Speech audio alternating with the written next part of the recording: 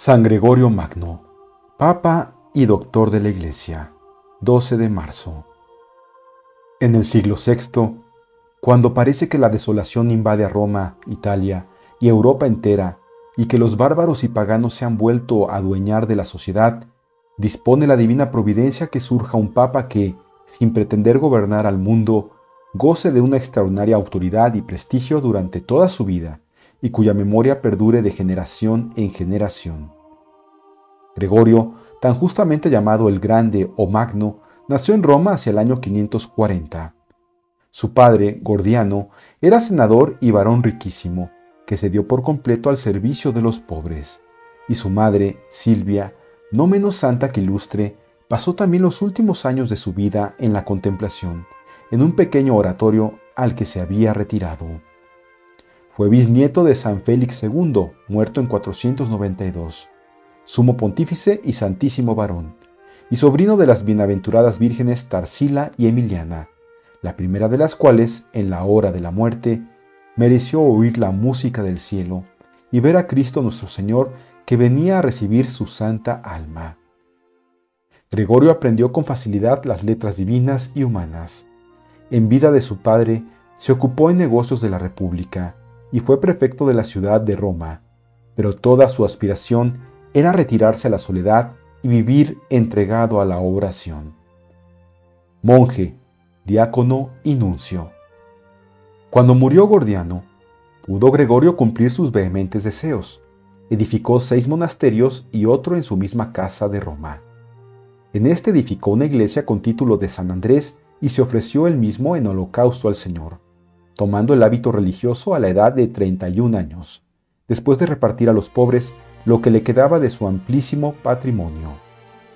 En este monasterio llevó Gregorio vida perfectísima, y tal que en ella, como en un espejo, se miraban todos los religiosos, y así, andando el tiempo, le eligieron por su abad y prelado, aunque con gran repugnancia del santo, que deseaba más obedecer que mandar. Su obediencia era extraordinaria, y sus ayunos y oraciones continuos.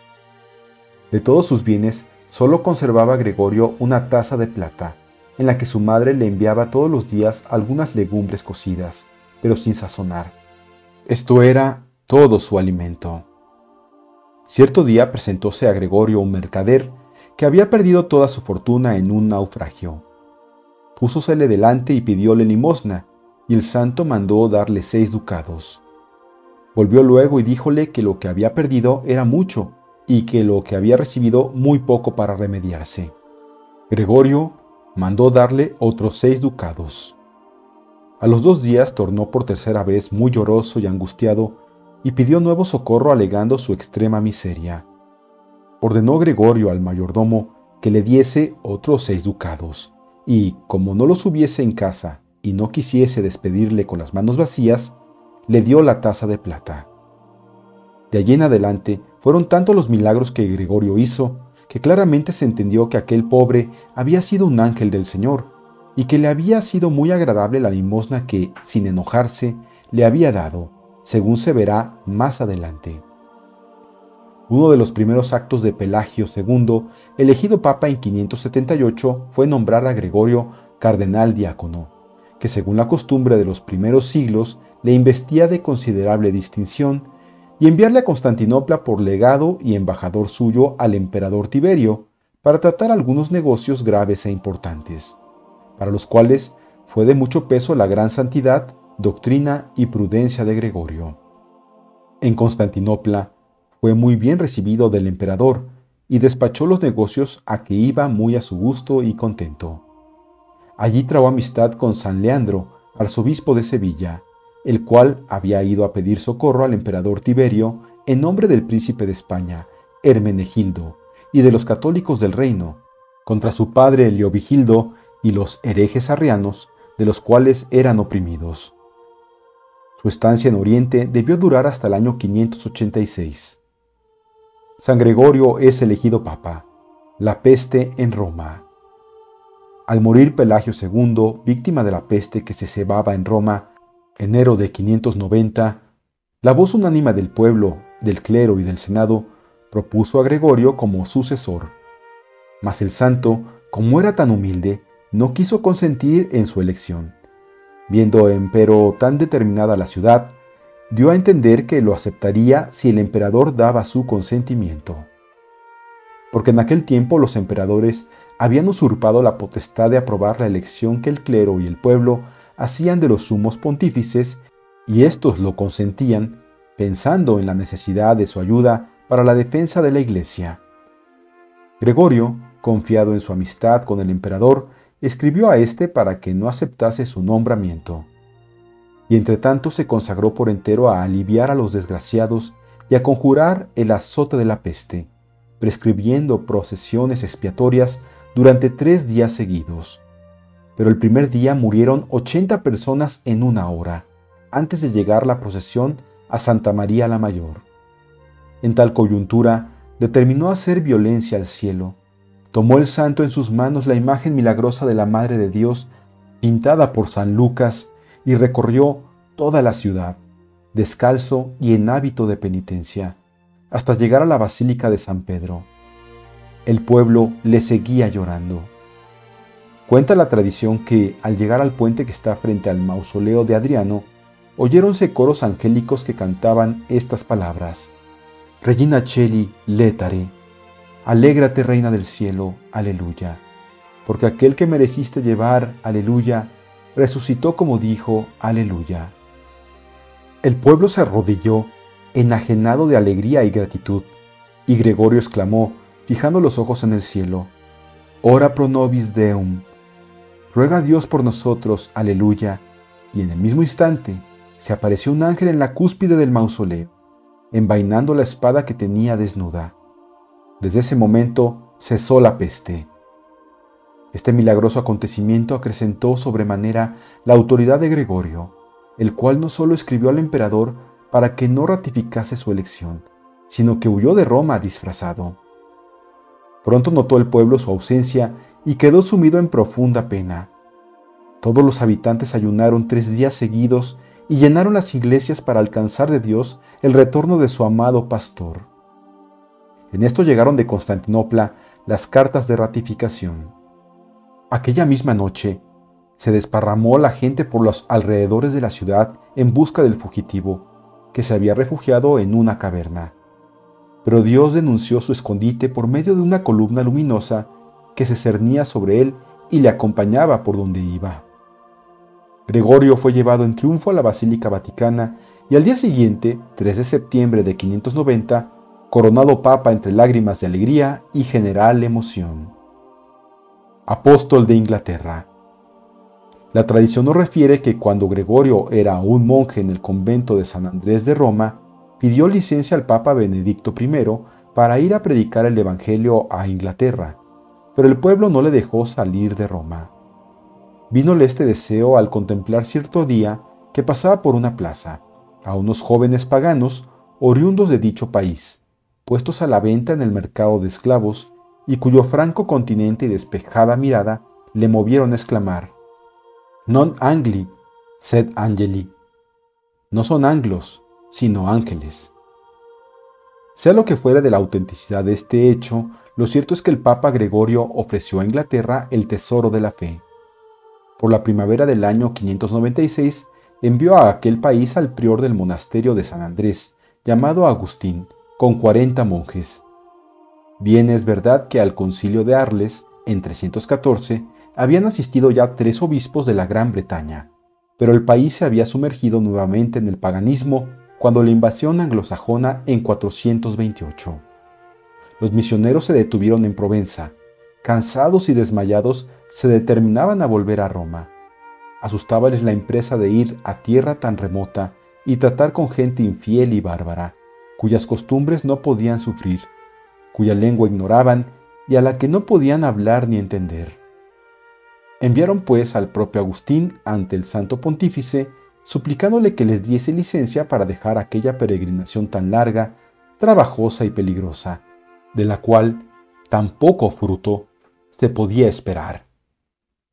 Pero el Papa no quiso darles la licencia que pedían.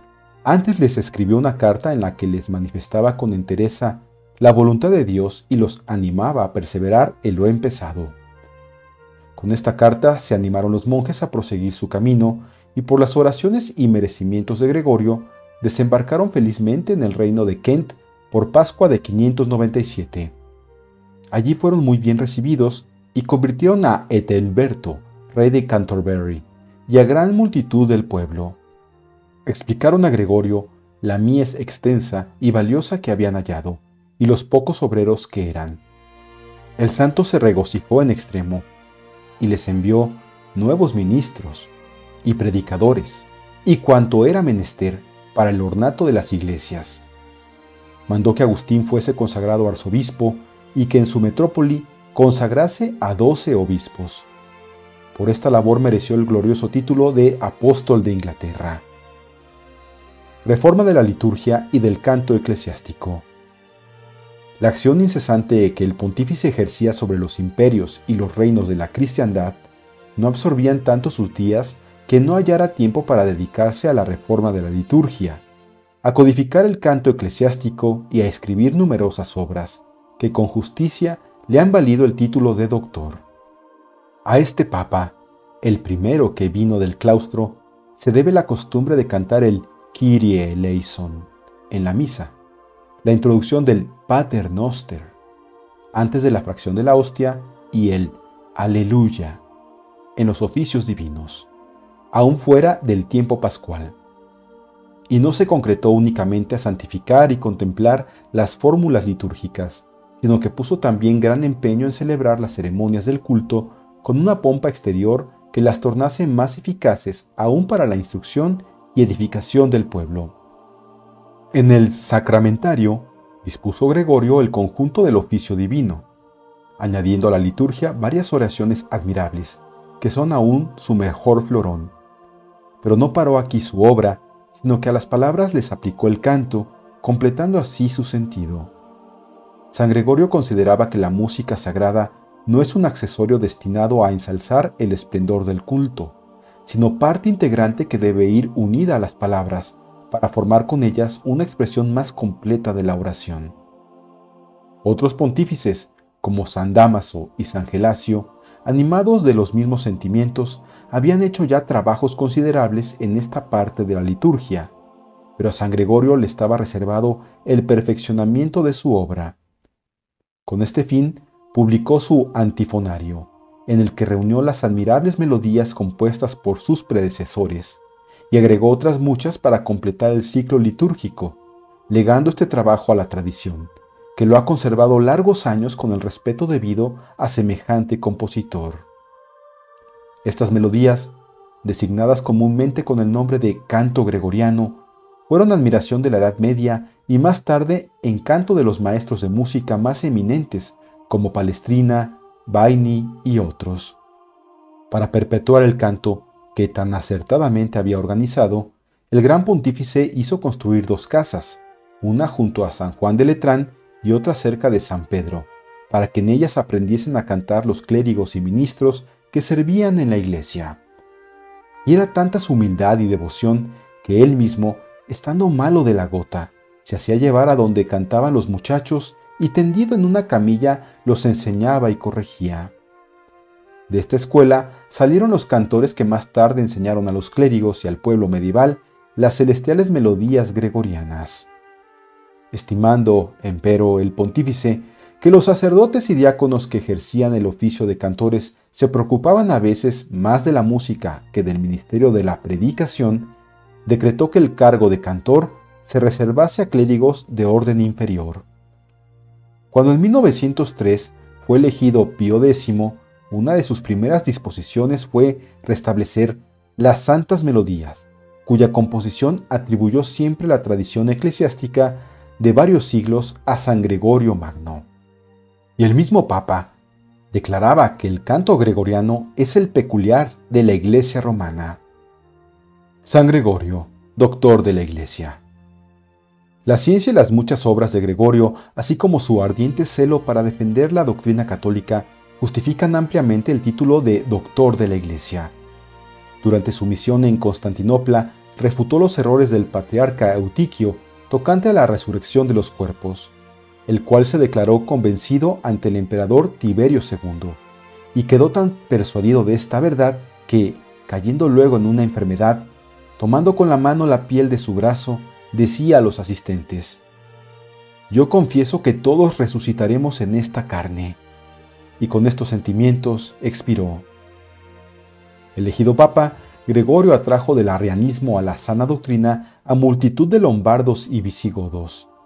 Restableció la jurisdicción en la Iglesia de África y dio el golpe de gracia a los donatistas. Impugnó con dureza a los simoniacos de la Galia y convirtió a los cismáticos de Istria. Finalmente, dio vida a las artes y a las ciencias e hízolas servir para gloria de la Iglesia de Jesucristo. Gregorio predicaba personalmente a su pueblo, pues daba gran importancia a esta parte de su ministerio pastoral. Cuando la enfermedad le privaba de este consuelo, mandaba que otro clérigo leyese en público los sermones y homilías que él mismo había compuesto. Los que han llegado hasta nosotros son de una sencillez verdaderamente paternal, de estilo familiar y propios para ser entendidos por todos. En fin, era Gregorio tan vigilante e incansable en el cumplimiento de su cargo de buen pastor que parece imposible que un hombre solo haya podido realizar tantas empresas a la vez. Procurar la paz por su mediación, tratar con Dios en la oración y con los hombres en la conversación, dedicarse al gobierno espiritual y temporal de la Iglesia, predicar con frecuencia, dictar cartas admirables a infinidad de personas de diferentes condiciones y componer las magníficas obras que de él nos quedan. Entre las obras de este santo pontífice sobresalen los comentarios sobre el libro de Job, el Cantar de los Cantares, el profeta Ezequiel y los Evangelios. Una pastoral, que trata de los deberes de todo prelado, un sacramentario, citado ya anteriormente, y 4 libros de diálogos en los que refiere el santo los milagros sucedidos en su tiempo. Apariciones y milagros. La caridad de Gregorio con los pobres fue maravillosa y por ella recibió grandes dones de Dios. Convidábalos a comer en su mesa y, queriendo una vez, por humildad, lavar los pies a un pobre peregrino, desapareció mientras el santo tomaba el jarro y el lebrillo. La noche siguiente, Cristo nuestro Señor se le apareció en sueños y le dijo: «Otras veces me has recibido en mis miembros, mas ayer me recibiste en mi persona». En cierta ocasión, mandó a su limosnero que llamase a comer a 12 pobres y, entrando el santo a verlos, notó que eran 13. Preguntando al limosnero por qué había llamado a 13, respondió que a 12 había llamado y que 12 eran y no más, porque verdaderamente él no veía sino 12. Pero San Gregorio veía 13 y, pareciéndole que no era sin misterio, puso los ojos en el 13º y vio que mudaba el color y el semblante del rostro, pareciéndole unas veces mozo y otras viejo. Acabada la comida, le tomó aparte y le conjuró que le dijese quién era y cómo se llamaba. «¿Por qué quieres saber mi nombre, que es admirable?», le respondió el misterioso personaje. «Yo soy aquel infeliz mercader, a quien tú diste los 12 escudos de limosna y la escudilla de plata de tu madre. Ten entendido que por aquella obra quiso Dios que tú fueses sucesor de San Pedro, a quien tan perfectamente imitas por tu caridad con los pobres». «¿Cómo sabes tú eso?». «Porque soy un ángel, el mismo que Dios envió para probarte. Pero no temas, Gregorio, que el Señor me ha enviado a ti para que te asista y te guarde hasta la muerte, y para otorgarte por mi mano cuanto pidas». Un día que Gregorio celebraba misa en la iglesia de San Pedro, al dar la comunión a los asistentes, se acercó a comulgar una mujer. Echóse ésta a reír con aire de incredulidad cuando el santo pontífice pronunció estas palabras: «El cuerpo de nuestro Señor Jesucristo guarde tu alma para la vida eterna». Gregorio retiró a la incrédula el pan eucarístico y se lo entregó al diácono para que lo llevase al altar hasta que se hubiese concluido la comunión de los fieles. Luego, dirigiéndose a aquella mujer, le preguntó: «Dime, ¿por qué te reíste al tiempo de comulgar?». «Porque vos dijisteis», respondió, «que el pan que yo había hecho con mis manos y presentado a la oblación era el cuerpo del Señor». Volviéndose entonces el santo pontífice al pueblo, suplicóle que uniese sus oraciones a las del clero para pedir al Señor que abriese los ojos del alma a aquella pobre mujer, y se volvió al altar. En este momento la hostia consagrada se convirtió en carne. Todos los asistentes pudieron contemplar el cuerpo radiante de Jesucristo, y la mujer, a vista de tan gran prodigio, depuso su incredulidad. El santo se puso nuevamente en oración y la hostia volvió a tomar la especie de pan que antes tenía. Muerte de San Gregorio. Ya antes de ser elegido papa, había pasado Gregorio por agudas crisis de gota y gastralgia que le duraban meses enteros, sirviéndole de prolijo aprendizaje de la muerte, por la que suspiraba como si hubiera de ser ella su verdadero remedio. Ya a casi 2 años cumplidos, escribe de sí el mismo santo, que estoy en cama con tan grandes dolores de gota que apenas los días de fiesta me puedo levantar para celebrar, y luego, con la fuerza del dolor, me vuelvo a acostar, porque me aprieta tan fuertemente que me hace gemir y suspirar, y este dolor algunas veces es más remiso y otras más riguroso, mas nunca es tan flojo que me deje ni tan intenso que me mate, y así, muriendo cada día, nunca acabo de morir. Y no es maravilla que, siendo tan grande pecador, Dios me tenga tanto tiempo en esta cárcel. El augusto anciano murió el 12 de marzo de 604. El mismo día, su cuerpo fue llevado de Letrán a la Basílica de San Pedro, donde fue inhumado bajo el pórtico, hasta que Gregorio IV ordenó que se trasladasen sus restos al interior de la basílica. El 1 de septiembre de 1831, Gregorio XVI instituyó una orden civil y militar en honor de San Gregorio Magno.